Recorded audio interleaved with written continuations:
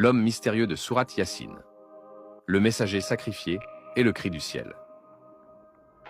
Bienvenue dans cette histoire fascinante, où mystère, sacrifice et foi se rencontrent. Découvrez aujourd'hui l'histoire de l'homme mystérieux de Sourate Yassine, le messager sacrifié et le cri du ciel. Avant de plonger dans ce récit puissant, n'oubliez pas de vous abonner à notre chaîne, de liker cette vidéo et de partager vos réactions dans les commentaires. Votre soutien nous aide à vous apporter encore plus d'histoires captivantes comme celle-ci. Alors, préparez-vous à être ébloui et à découvrir un aspect méconnu de l'histoire divine.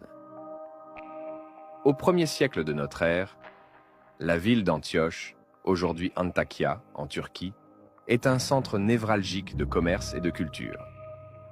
Fondée par Séleucos Ier en 300 avant Jésus-Christ, elle est surnommée la Reine de l'Orient, en raison de sa splendeur et de son importance stratégique. Sous le règne de l'Empire romain, Antioche est gouvernée par des rois locaux affiliés à Rome. La population est un mélange hétéroclite de Grecs, de Romains, de Juifs et de diverses autres ethnies, reflétant une mosaïque de croyances et de pratiques religieuses. C'est dans ce contexte que la ville sombre dans l'idolâtrie, s'éloignant des enseignements monothéistes précédemment établis.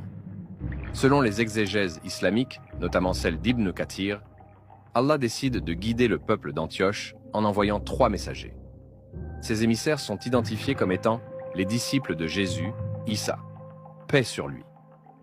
Les noms souvent mentionnés sont Jean, Yohanna, Jude, Yahya et Simon-Pierre, Shamoun al-Safa. Antioche est alors une ville florissante, un carrefour où se mêlent influences grecques, romaines et orientales.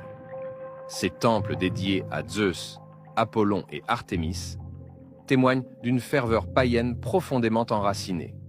Les habitants, influencés par les philosophies hellénistiques, oscillent entre polythéisme et cultes impériaux. L'élite intellectuelle, nourrie par le stoïcisme et le néoplatonisme, considère souvent les croyances monothéistes comme archaïques et contraires à la liberté de penser. Les 3 messagers pénètrent dans cette cité foisonnante, se mêlant aux marchands sur la grande place d'Antioche, où les voix s'élèvent dans un tumulte d'échanges commerciaux. Leur première approche est pacifique et empreinte de sagesse. Ils s'adressent d'abord aux plus humbles, les artisans, les voyageurs, les serviteurs des grandes maisons. Leur parole est simple mais percutante. Ô peuple d'Antioche, ne voyez-vous pas que celui qui a créé le ciel et la terre mérite